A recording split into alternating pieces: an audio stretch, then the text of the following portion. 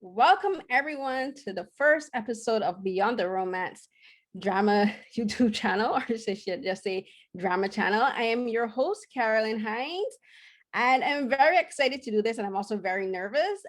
This is something I've been wanting to do for a while, being a huge fan of not only Korean dramas, but just Asian dramas in general. And I'm also uh, I would say, okay, I should say, and I'm also a huge fan in the way that I live tweet it regularly, but I'll get into that a little bit later. And I'll just give you a little rundown about me. So I'm a film critic, a journalist, and also a podcaster. And the impetus for this channel is the fact that I also have a drama podcast. It has the same name, Beyond the Romance Drama Podcast. And that's going to be a part of this channel. And I also have So Here's What Happened podcast, which I co-host with my friend Lanisha Campbell. And we get into all the nerdy stuff about the latest films, television shows, books, and mangas that we have read recently. And we are just two Black women who are nerds who enjoy talking about entertainment and pop culture. And that's also my niche as a critic and journalist as well. And today, for my first episode, I'm joined by a fellow nerd and a fellow critic and culture writer as well, Laura Siricool. And she's one of my best friends, and I love her dearly. And I'm so happy that she agreed to be my first guest for this channel. And today we're going to discuss the Korean drama Cinderella and the Foreign Knight. So this one came out in 2016, and it was actually a pretty big hit back then. And I think it remains one of the favorites for a lot of people up to now. This is 2021, so it's going into 5 years. And I rewatched it recently. I do have thoughts about it, but it is an endearing drama. And it's also one of Laura's favorite dramas, which was one of the reasons we chose to talk about it today. So I'm going to ask Laura to introduce herself to you, and then we'll get into the show. Laura? Hi, thank you so much for having me and to talk about one of my favorite dramas. Yeah, my name is Laura.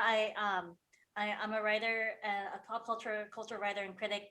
So I write for a freelance one. So I write for a whole bunch of different places. But yeah, let me list some. Nerds of Color, Nerdist. There's just so many. I write for a lot of nerd places. But anyway, you can just Google my name and you'll see it. But yeah, but I'm really excited. I love K dramas. When I have time, I binge. Like I have to binge them because I can't. I'm very impatient. So I'm really excited to talk about like dramas, and this particularly this one, because this is like the one that really got me into K dramas even more, because like I was a casual fan, and then this one came out, and now I'm like, oh, what's next. So but I have to wait till the drama's done, then I could like watch them all. So I'm really excited to talk about this one, because this one really like drew me into this world. Yeah, this one was it wasn't the first drama that I had watched, but it was the first drama I had watched with you. And this happened when I first visited you in Los Angeles in 2018, and I'll never forget it. It was a Sunday. I believe it. Yeah, it was a Sunday because I had come down to stay with Laura before we headed up to San Diego for San Diego Comic Con, and we sat down and watched this entire drama in one day.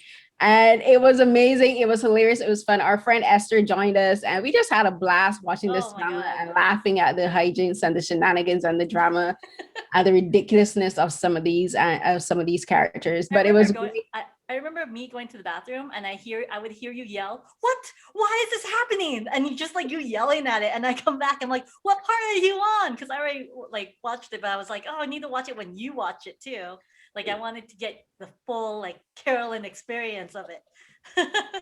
I know, like anyone. Okay, so like Laura talked about my reactions. So anyone who knows me knows I'm very vocal. I'm very reactionary when I watch anything, whether it's a drama, an action film. It could be a BBC period drama, like Pride and Prejudice, Sense and Sensibility. It could be a comedy, anything. I am very reactionary, and I do keep a lot of noise. And yeah, this show had me.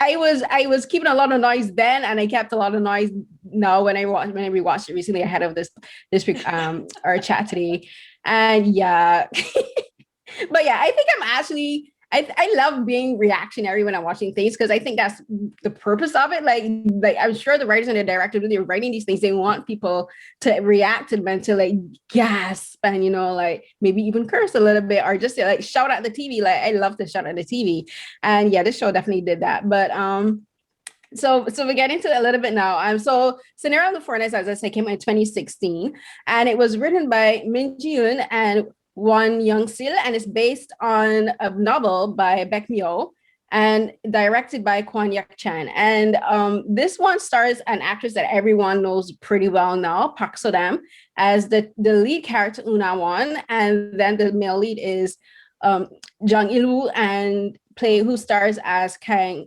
Ji-won. And the thing with this show is, it's as the name implies, it's loosely a loose adaptation of Cinderella. You know, the Disney. It's not, sorry, not Disney. I think Cinderella Hans is Zimmer, by or not Hans Zimmer. isn't it the Brothers Grimm? It's like Hans Christensen. Oh yeah, Hans Christian Andersen. Oh right. So is it really him? Yeah, I think it's Hans Christian Andersen that did Cinderella first. So it is this. So it's like, you know, like poor girl falls in love with a rich guy, and this is almost a typical trope in a lot of Asian dramas, and for sure Korean dramas. And she is not a maid. She's not living in a hovel. And yes, but she of course does have a terrible stepmother and a terrible stepsister. And her father is not dead, but he's pretty much absent for almost the entire show. He only pops in like I think 4 times max the entire show, which is the 16 episodes. And whereas Cinderella had 3 horrible stepsisters, um, the lead male, as I said, Kang Ji-won, he actually has 2 cousins. So they kind of flip that. They kind of flip the proportions of the characters a little bit, and his cousins are played by An Jae-yeon as Kang Yeon-min and Lee Jung-shin as Kang So-woo. And I'll be honest with you, out of all the male characters, Kang So-woo is my favorite one. He's the sweetest. He's a sweetheart. He's the musician, the artistic one, the one with the most sensitivity, and the one who listens to Hwan, which I thought was pretty interesting. But we'll get into that a little bit. So we'll start with the cons of the show because yeah, there's some things that I just don't like about the show, but I'll let Laura go first. And what can you tell us about the things that you don't particularly like about Cinderella and the Four Knights? Well, there's one thing that a lot of people are watching it and they're like, 4 nights? It's because they counted the security guy who monitors them. He's the right hand man of the grandfather of the three cousins. Um, they played by Choi Min. The character is Lee Yoon Sung, and but he's not really a love interest. So that's kind of like what kind of bothered me a little bit. Of like, Yeah. it's supposed to be the 4 nights, so she was supposed to be like torn between 4 guys. But like Lee Yoon Sung, Yoon Sung is more like just her ally throughout the whole thing, which is great. I think she needed that anyway, to deal with the three guys. But I think it should have been Cinderella and the 3 nights, because Yoon Sung is not a love interest at all. There's no indication. There's never a moment between the two where they felt something. So I kind of that kind of irked me because I was expecting him, like, throughout when I first watched it. I was like, okay, how is Yoon Sung gonna fall in love with her, and how is he gonna try to get with her? And then I'm like just waiting the whole time. I'm like, okay, he's just like the friend, which is Yes. fine. But it's like I was anticipating, oh man, torn between 4 guys, 4 nights. Um, but that didn't bother me too much because he's still a great character. Other than his side drama, but whatever. But yeah, the problem I had were the tropes of the weak women. Um, Hawan, played by my favorite Park So-dam, is a strong, independent woman, which is like the typical K drama. They always have the strong one, but then there are other women involved who, most of the women, other than Hawan and um, the other, not one of the new wife of the chairman. There's Yeah. definitely strong women. It's the other women in the story that are really, really, really annoying and really weak. And I have an issue when it comes to like um, with K dramas that display a strong woman versus a weak woman. Like they always play that kind of role. And so, because you always see the strong lead and then the weak other characters. So I always had issues with that. And Park he Haiji. What is it? How's it called? PhD. Haiji, yeah. She played by Son Naun. Um, but she's such a weak character. Like no matter how much a person that like she's in love with one of the brothers, no matter how much he hurts her and how much she deserves better, she takes it and she keeps trying and keeps falling in love with him. And it's kind of like she's there until he just like settles. Mm. So in the end, like she's basically like just waiting, and it's really annoying to watch that. So I kind of skip over her parts because it's just a weak point of the story. Like the reason I love the movie was for Hawan anyway, but it's kind of disappointing to have that kind of story, side story with such a weak character, because it kind of dismisses like Hawan's like I'm a strong woman and this is a powerful story for women, and then you have Haiji's like story, and it's kind of like, well, this is if this was an American thing, it would be like what the heck, and I still am kind of like what the heck. So that was a like a major weak point. Um, Another thing was that there were a lot of within stories that I had to keep up with. Like I think I'm pretty intelligent when it comes to like multiple stories, but I felt like I had to like remember some of the stories where I'm like, oh yeah, this person's related to this person. Oh yeah, this person. Oh yeah, like it gets jumbled where how like the mother a mother one of the mothers, I'm not gonna say who, two of the mothers of the characters pass away, and it didn't really make sense of how they would pass away in like that situation. If they watched it, like, are we allowed to say spoilers? Are these people? Oh, I can't hear you anymore. I think you Sorry, I muted. forgot. I muted my phone was ringing. Yeah. Yeah, just like the show's like 4+ years old, so spoil away. Okay. Well, I didn't really. I felt like it was so confusing that both the moms died in a fire, and like it's coincidence based, and like it's to show that they were meant for each other kind of thing, that Mm. they've been together. So I really don't like those things because then it kind of takes away from the reality of how it could happen, how they could be together.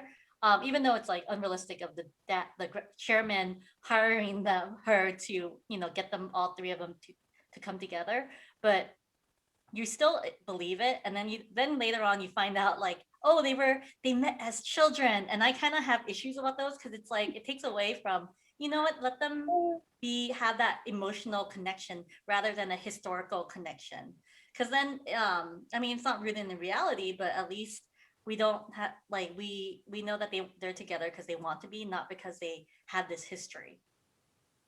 Um, yeah, your cons are pretty much the same as mine.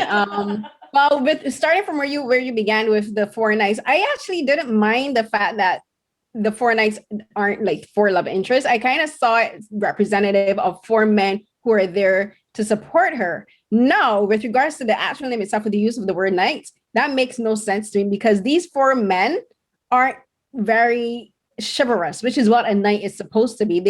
The most chivalrous one would be Young Sun, which is the CEO's secretary. So he's the one that does everything for them. He picks up like luggage for them. He takes them shopping if they need to. He's their chauffeur, and I found him more in the night role. Whereas the fact that when Hawan first went to Hanul House, which is where they're living, he was her friend. He spent time with her. He ate with her. He tried to help her with her missions, which was to get the three cousins to be together. And that's where the night aspect to me came in. Now, with regards to the three cousins, they were all pretty much jerks from the very beginning. I'm like, what part of the word night applies to any of these three characters?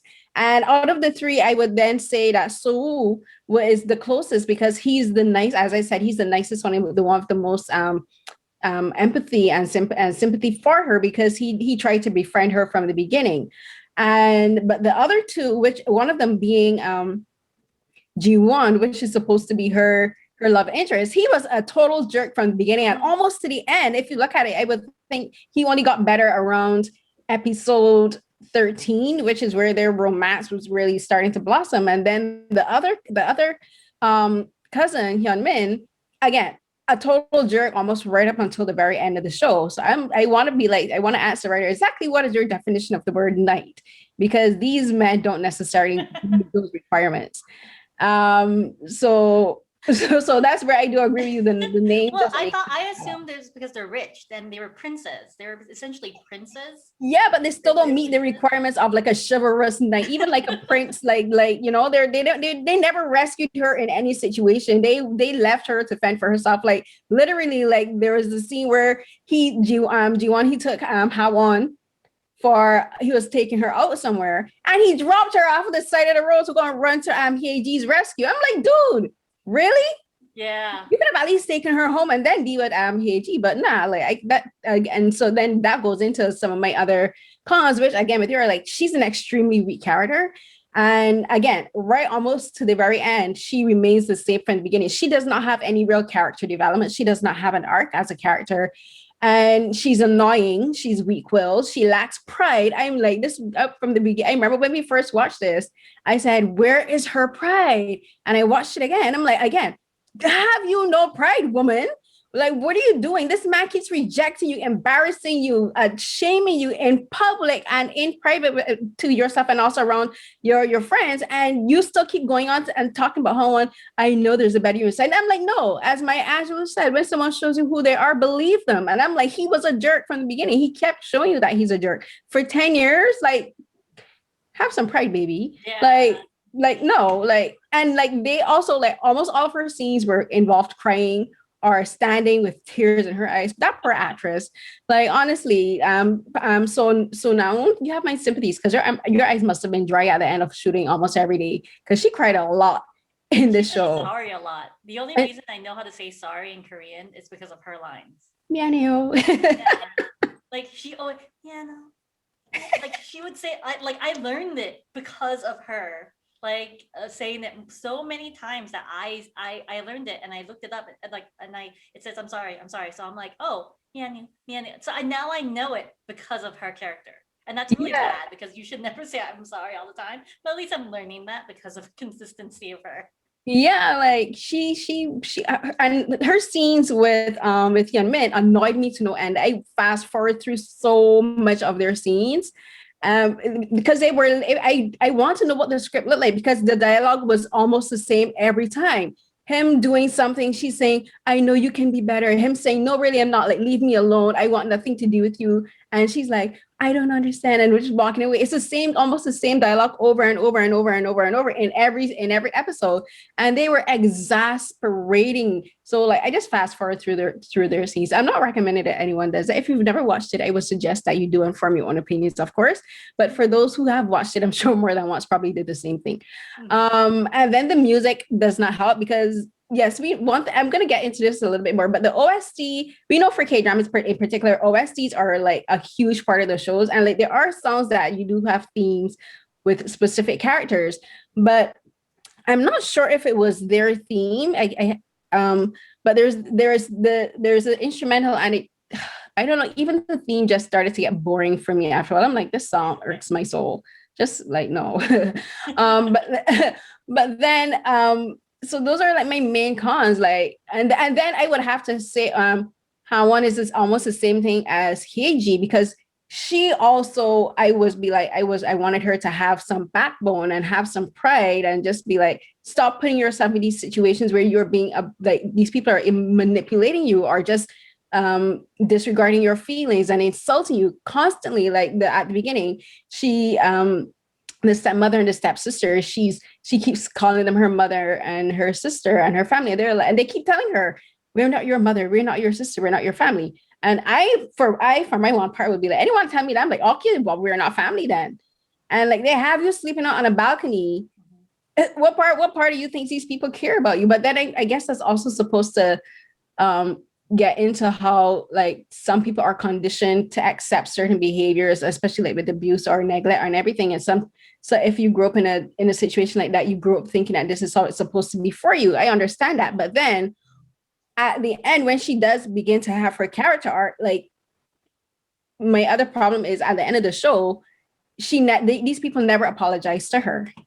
And she's the one who reaches out to them and like basically but it's implied that she forgives him. And I'm like, no, you have to apologize to me first. You have to acknowledge that you hurt me. And forgiveness, that was one of my things. I'm like, none of these people apologize for hurting her. Like, Well, what her what father is did. Her father apologized. He said he's sorry for the way he treated her, and I think he serves as a representative. And like you saw how he treated the stepmom and the stepdaughter. Like afterwards, he was just like, you know what, like you're gonna treat her way better. You're gonna, and then like I think that's their way because he is a they live in. I mean, Korea is a patriarchal society, and I feel like Hawan is just being a respectful daughter because obviously she didn't know why her father was so angry with her this whole time until the end. Um, and he was just like, just listen to them. So in her mind, like to be a good daughter, I felt like she's doing this because she's being trying to be a good daughter to, and like if her father says like this is your mom now, this is your sister now, be good. I feel like because she only has her dad left, that she's like, okay, if I keep trying, these people will accept me because this is my father. And I feel like she has that connection with him. And then at the end, when he apologizes, I actually got emotional when he found out. He was like, "I'm so sorry" and all that stuff. And then he worked on being better and telling the stepmom and the stepdaughter like, "Hey, like you are gonna treat her well." And he even had them sleep in the balcony area too. Um, so I felt like, okay, like he's a representative and he did apologize, which is so rare for Asian dads to do. So I actually appreciated that aspect of the story, like when like he did apologize. Yeah, no, I do appreciate the fact that the dad apologized. And as you said, like South Korea is a patriarchal society, and when you watch any of these dramas, like dramas aren't like factual in specific ways, but they do portray a lot of those Yeah, aspects of the society. And like we live in North America. Like I live in Canada, you live in Toronto. I grew up in Barbados in the Caribbean, and well, Barbados is a bit more matriarchal, but when you go into like certain environments like in the corporate world, it's still very much male dominated in like positions of leadership. And we are accustomed to men just being total jerks and being dismissive. And like, if they're, especially if they're fathers, we are told that we're supposed to respect our elders, especially like like my culture in the Caribbean, like it's all about respect for your elders. And it's the same thing I find for Asian cultures. I think that's one of the reasons I think like Black West Indies in particular are very find a lot of similarities with like Asian culture, not only East Asian, but also Southeast Asian culture. yeah. And that's one of the things that I relate to a lot. I think when I watch a lot of not only Korean dramas, but also Korean films and like Japanese or Chinese films. Um, but then also like we live in a modern era, so then there's certain things we like. I do chafe at certain things, and I do get annoyed because I think not only a modern woman, but a progressive woman, and I'm also about fairness. And I just hate to see people being treated unfairly and being bullied. And basically, what happens um, to Hawan at the hands of her stepmother sister is bullying. They bullied her. Oh And yeah. yes, the father apologized, but he never told them to apologize to her either. And that was my problem. I'm like, okay, fine. Well, you apologize and she accepts your apology, but your apology doesn't apply to them. Like, you know what I No, mean? no, This I is agree not with this is you. not a I buy agree one with get you on one that. free apology situation. But that's what the drama shows, that he apologized for his actions, so therefore she has to forgive them too, which is foolishness in my opinion. Oh yeah, No, no, no. no disrespect to the author, It's but more of a cultural thing for that aspect. So that's why I was like, at the end, I'm like, and like the stepsister was like, "Hi, little sister," or like like that kind of thing. Because like it makes when you watch it, and like when I watched it, I'm like, the dad apologized, and then he's telling them we're a family, and the mom's like, "Hey, let me get everything ready for you," and all that stuff. It like I didn't expect an apology because that's just not how it is in that culture. Like if my I've never had my parents apologize to me unless like I demanded it because of yes. my. If I was in Thailand, I would never expect them to. If I was born and raised there, because I'm Americanized. I do demand certain things because of just the culture that I've raised here. But it's a very different story if I was, and I know this, if I was in back in Asia, Mm. and so when I watched it, it didn't appear different for me, even though I wanted it. Like internally, we're both like very righteous and fair people, and so to have not have her family like beg like, oh, I'm so sorry. That is important to us, but I also wasn't annoyed when that didn't happen because I was just like, that's just how it is over there. Because if it was an American drama like here, then yeah, you know that the stepmom and the stepdaughter would be like, oh my god, I'm so sorry, and there's this tender moment between the two. But I accepted it when it came like when it comes to K dramas. Yeah. And the thing is I think the show actually, I'm not sure if it's intentional or unintentional, is it does show how I guess you could say patriarchy does affect how people view apologies. Because if you look at the scenes between Jiwon and his grandfather, which is Seo Kang, played by Kim Jong Gun, he gets an apology from his grandfather. And you can tell it's an honest apology. And the thing with his apology is he apologizes for specific things. He apologized for what he did wrong, which is one of my things. Like, if you're going to apologize, let me know what you're apologizing for, because that shows that you acknowledge the specific wrong that you did. And he did that. And I think and then the difference between that and then how one is treated, you see the differences between the level of respect.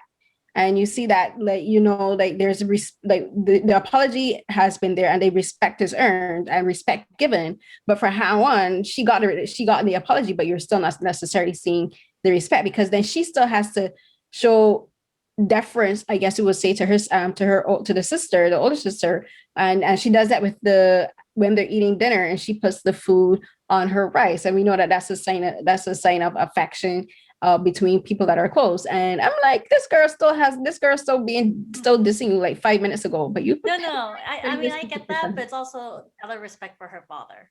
I yeah, think, for sure. yeah, for her father's sake, they're getting along. Yeah, for sure. And so then we've gone quite deep into our cons. And so now we'll go into the positive aspects. So, like, what are your favorite parts of the show? What things where you're that make you go, you know what? These moments annoy the heck out of me, but the show is still worth watching regardless. Yeah, yeah. I mean, I just love watching Hawan interact with the trying to get the three cousins to get along. Yeah. Like I love her story of she's doing this for money so she could go and study and stuff, and I I appreciated that aspect of her, like 'cause um she's still very, how do you say this, like she's still very confident, but also she knows her value and her morals, like regarding, like, if they try to do anything to her, she's just like very like the any of the three cousins, especially Min, who tries to embarrass her every moment, like kind of like, hey, like the, and I know this sounds really bad, but I did like the relationship she had with each of them, and how, like, I'm not a romantic person, but I do recognize relationships, like budding relationships, and when Min, um just more character development. I felt like Min really became a better person, not because of Heiji, not at all. I feel like he got better because of Hawan, and I actually was rooting for them. I have a crush on the actual actor Jung Il Woo. Like, I actually am in love with Jung Il Woo. And so I did I like Ji Woo with Hawan, but I would have been okay with him Min and Hawan, just because I felt like she made him a better person. Mm. So I actually, like, I feel like if you're gonna grow as a relationship, that person's supposed to make you a better person. Like, for me, relationships are not because you get along and you like each other, but does this person make you a better person? And so I felt like, man, I actually, like, any of these three guys, and like, that's the thing. What I really like about this drama, like a pro, is I like the three guys as they Mm. grew within the series. Like, none of them were the jerk at the end, near the end. None of them, like, they all three of them kind of became better people because of Hawan. And so I really just like that. There's no villain in this other than the karate guy. But Oh yeah. but of her romantic aspects, there was no villain. Because usually there's one guy who's like just shady and trying to Yeah. get with her, but then love wins.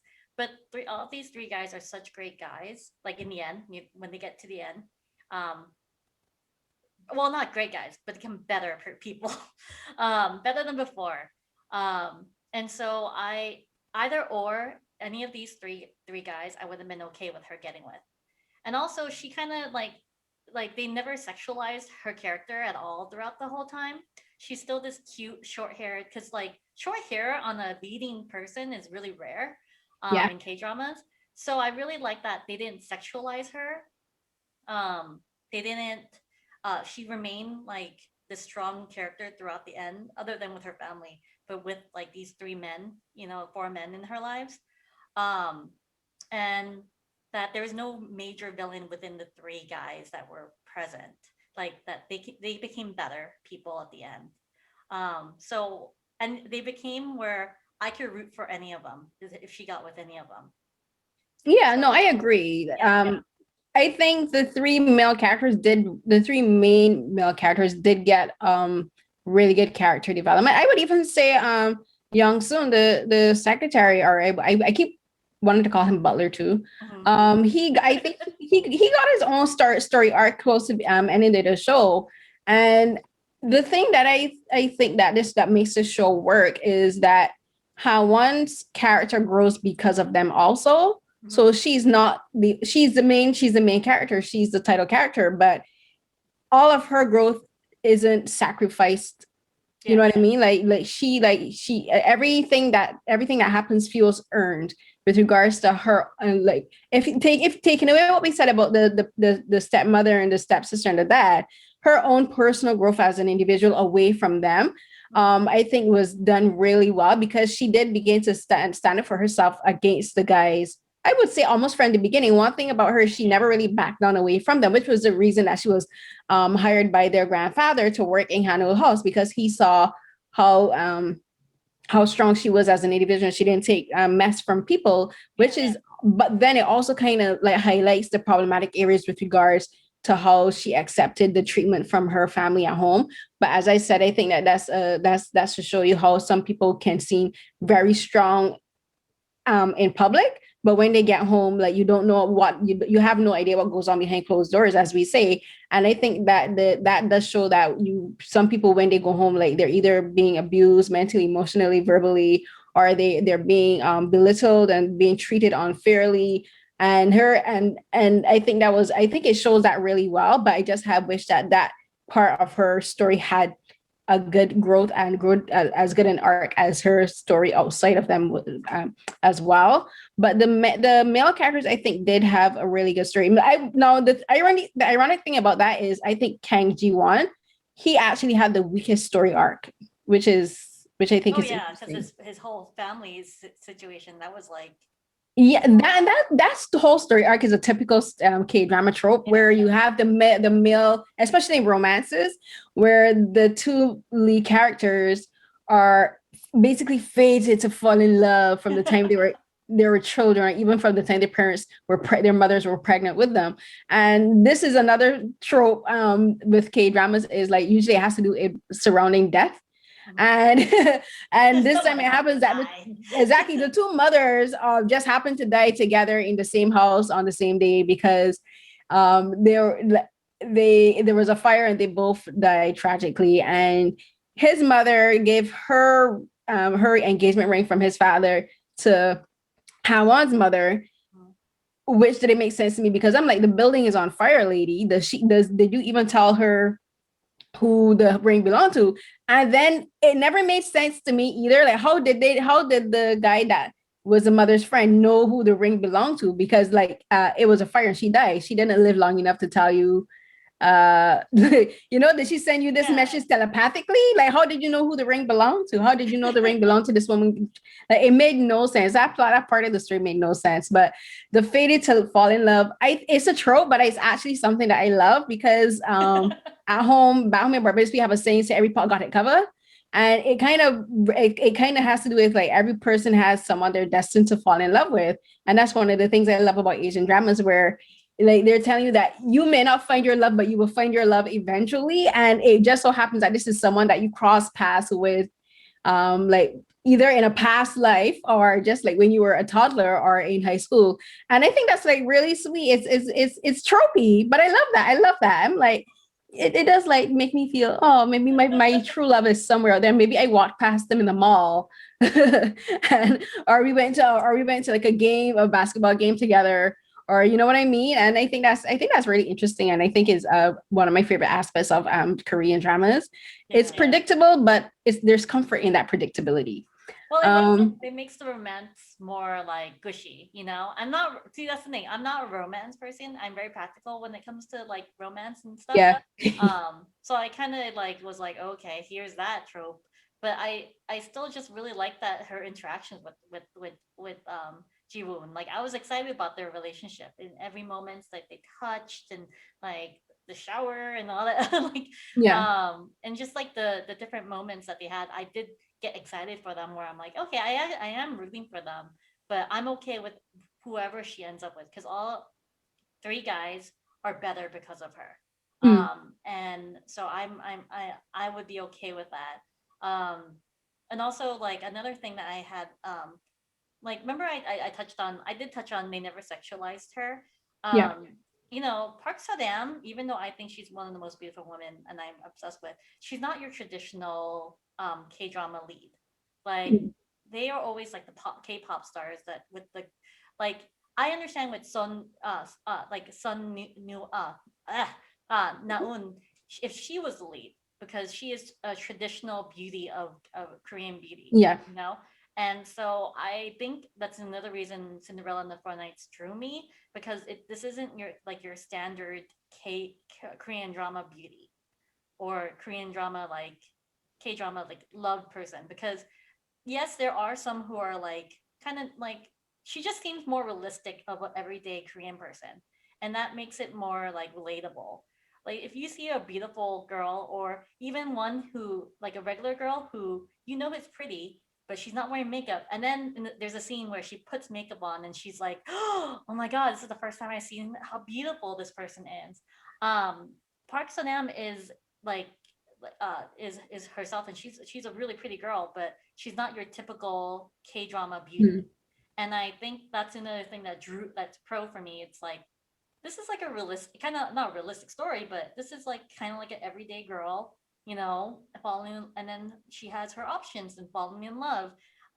Because the three guys kind of fell in love with her personality and how great she is because they realize how great she is. Because it's not like when they first saw her and they were like, oh my god, like ooh, like oomph.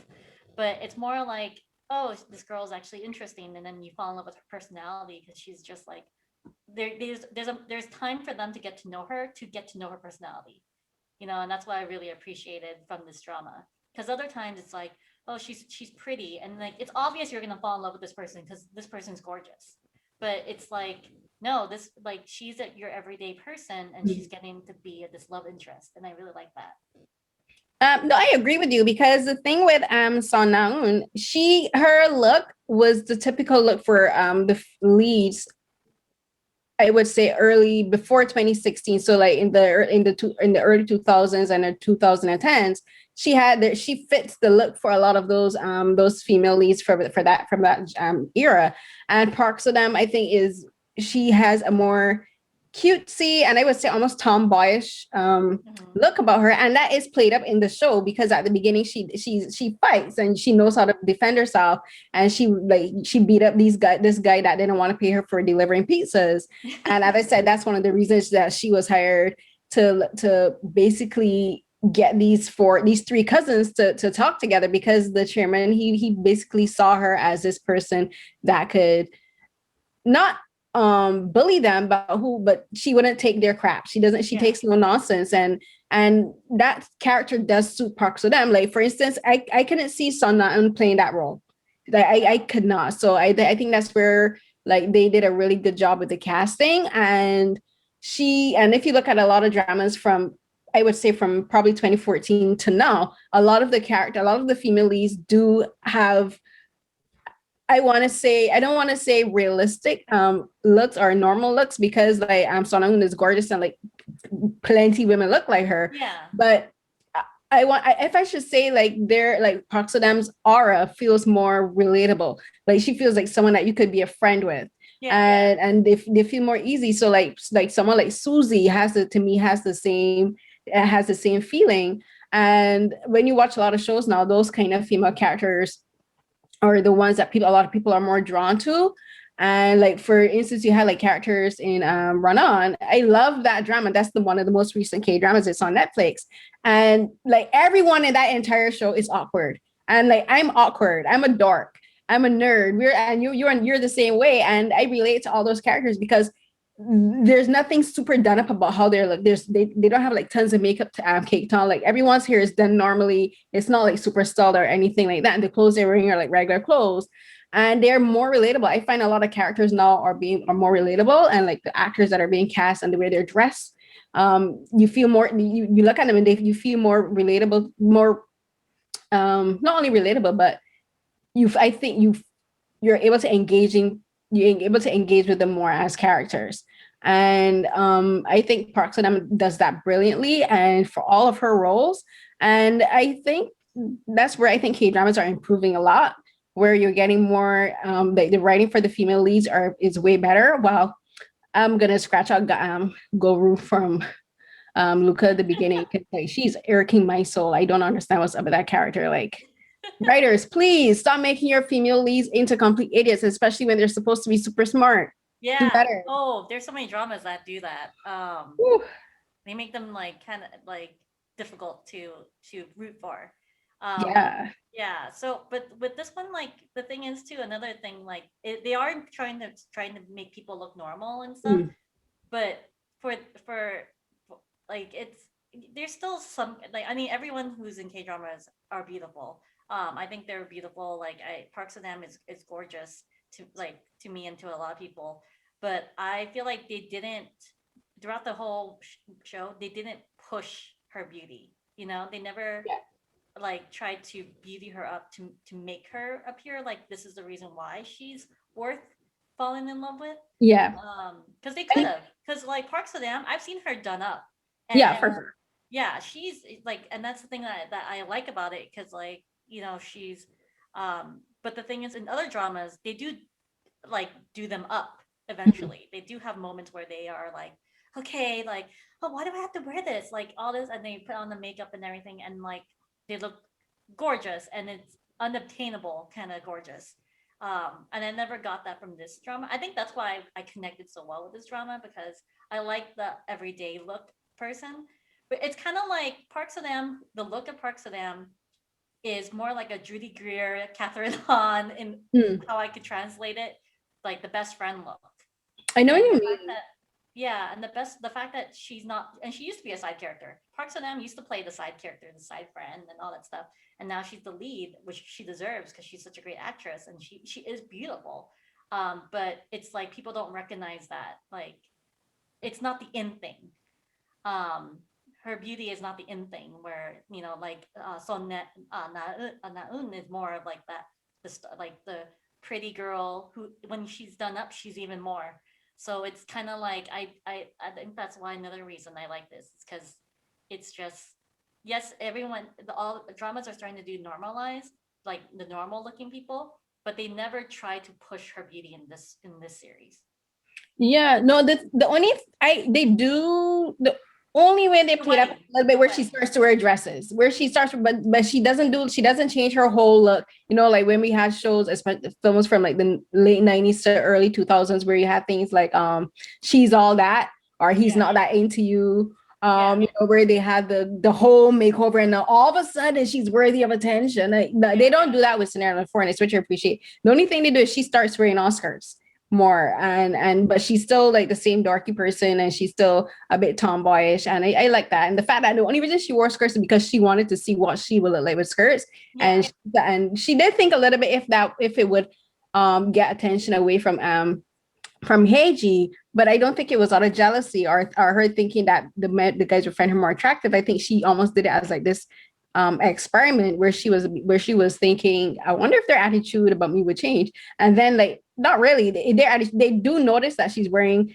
dresses and whatever, yeah, but they don't make a big deal out of it. and the way they treated her after she was wearing dresses is almost basically the same way that they were Yeah, treating her there's before. no difference of that. Yeah, and that's a good thing actually, because they like Mhm. they're not saying, oh, you're worthy of attention now just because you look more girly, please. It's more like why, and I like and I like that because it shows that they fell in love with her for her personality, which is like what I like.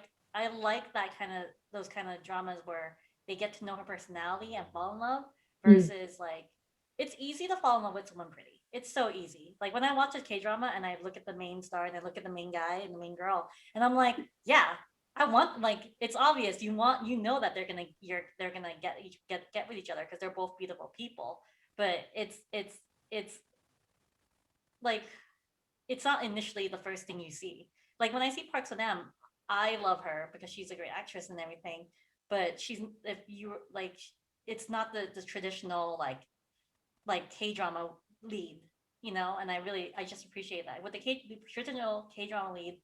I look at her and I'm like, oh shit, I know why this person is like the lead. Like, oh my god, like it's to get everyone to be like, oh my god, it's so beautiful.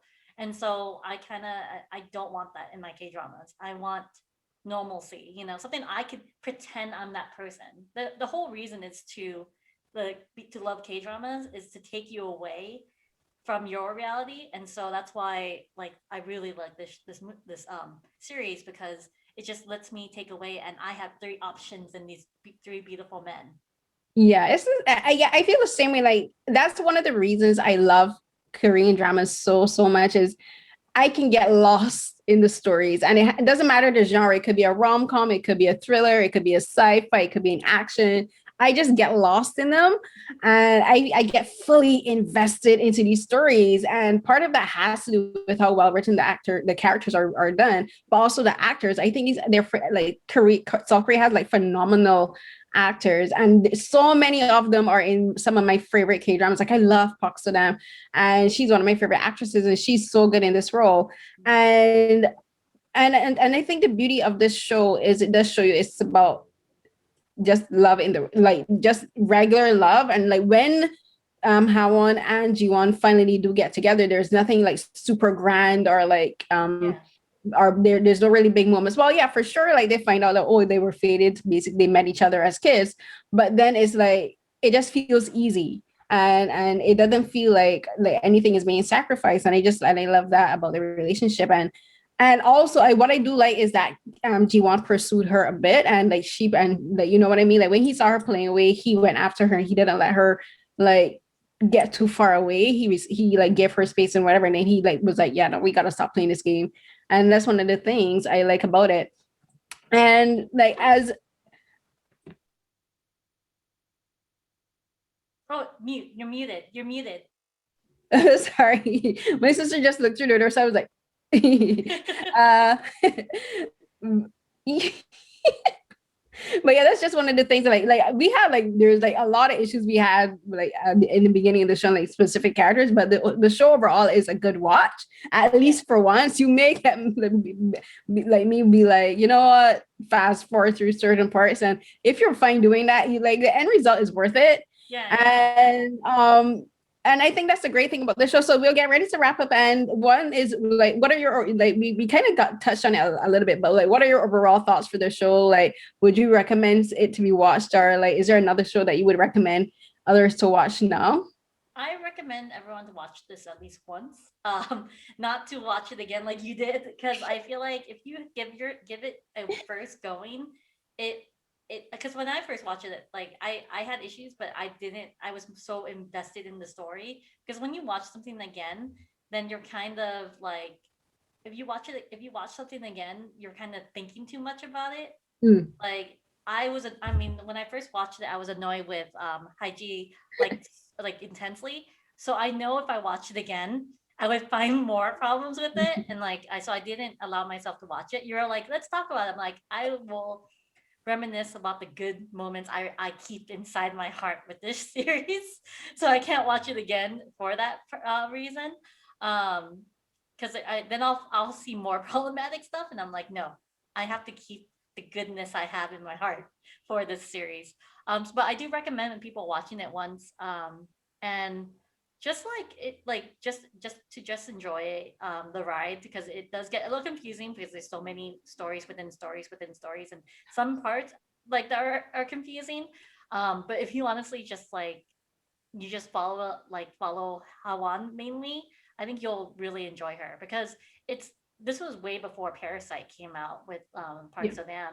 And so this introduced me to Park So-dam, and I really, really fell in love with her. And then when she got Parasite, I was just like, and now she's doing all these dramas that I watched. Um, and I adore her as this character. And but expect to fall in love with the guys, because the guys are all four guys are very handsome. They're very good looking. Um, so that's something to enjoy too. It's not just one or two love Mm. interests, but there's like four good looking men in this drama. Yeah, so that's basically it. You just have to ignore Haiji, like and if you want to learn how to say I'm sorry, just listen to her parts. Meow. I Meow. know. Like, and then she says this little subtle way. Meow. Like it's like, and she's sadness in her face. Oh my gosh. Like for me, yeah, as I said, like I always tell people watch a K drama at least once. This particular one might not be your cup of tea, and that's perfectly fine. You can find it on Netflix, and there's plenty of others on Netflix. Oh yeah, Currently, Crashing onto you is really Crash good. Landing onto You. Yeah, Yes, Crash Landing onto you is that so one good. was the most popular Korean drama, especially internationally, from I 2020. just watched that one. It's so I haven't good. watched it yet. So the thing is with that show is like I'm not sure how many episodes it is, but I do know each episode is like an hour and a half Yeah, long. So each episode is yeah. like a full movie. I'm still on the process. I'm still watching, but it's You're really still good watching it, though. yeah? I'm watching it. It's on my extremely long watch list. And for me, what I would recommend for Netflix, you can watch Run On. Is very funny. That came out at the end of 20. No, wait, we're in March now that I'm recording. So it came out in January and it finished aired in February. And I love that show. It's one of the quirkiest for 2021. And I'm currently watching Sisyphus, The Myth. That one is also on Netflix. And another one I would recommend on Netflix, if you would never watch a K drama, I always recommend four particular dramas for people to get into, because one thing about Korean dramas, not only even when they're super serious, there's always these moments of comedy and unexpected levity, like sound effects. You'll hear a cock crowing in the background, like someone could be fighting and you hear like a dog barking. And so like if you're not familiar with Korean dramas, it might take you out of it, like it did for me at first. That happened with me with Strong Woman, Stronger, Do Bong Soon. And I was like, what the heck is going on? And I stopped after like, I couldn't get through the first episode. Mm-hmm. So what I did is I went and watched Black. And that one is a very super dark thriller. And like, it has like crazy plot twists. Mm-hmm. And I told myself, if I can get through this, I can get through like most Korean dramas. And the reason I said it is because like the structure of Korean dramas is not typical. Like I had watched Korean dramas like years before Back Home in Barbados, but I didn't get to watch them often because we didn't have like full access to the channel. So it was only until I would say the end of like around 2015 and going into 2016 that I really, really got into K dramas. And Black was one of the ones that really got me to fall in love with Korean dramas. I would recommend Black, Stronger, Do Bong Soon. I don't think While You Were Sleeping is on Netflix. But if it is, check it out. And Cinderella the Four Nights, but then also a really good sci-fi that's on Netflix is called My Hollow Love.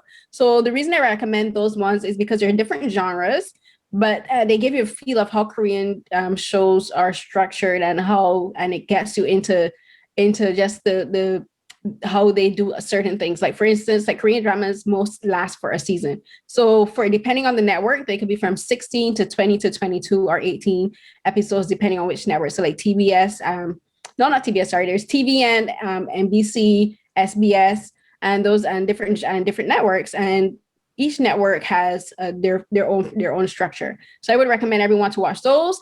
Again, everyone, thank you for joining me. And Laura, thank you so much for being here with me this evening to talk about Cinderella and the Four Knights.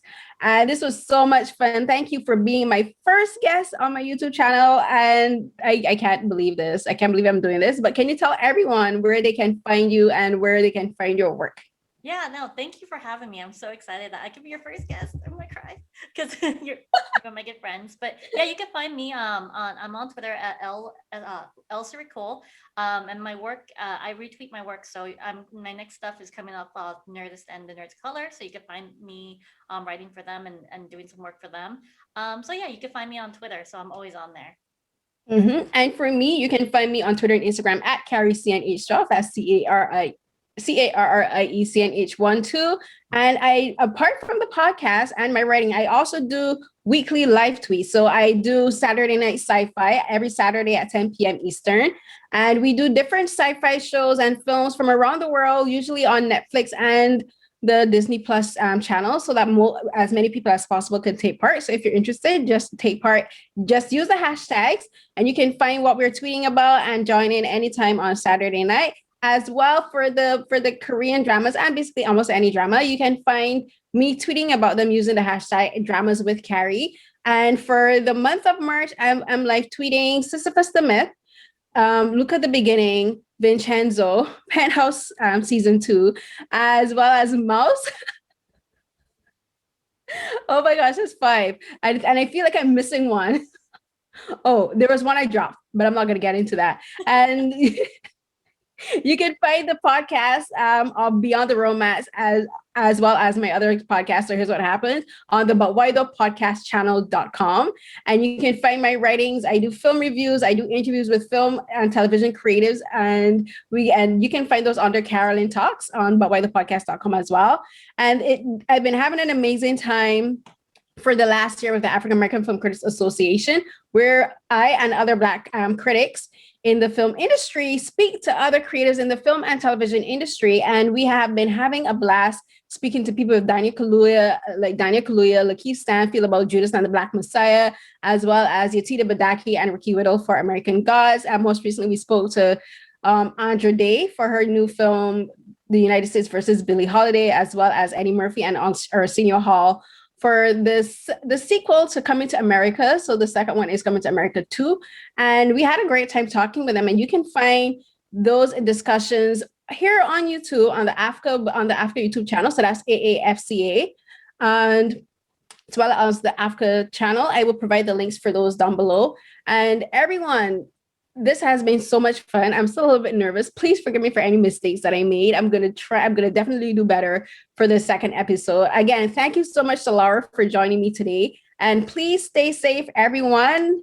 And I just hope we're able to make it out the other side of this pandemic. Bye.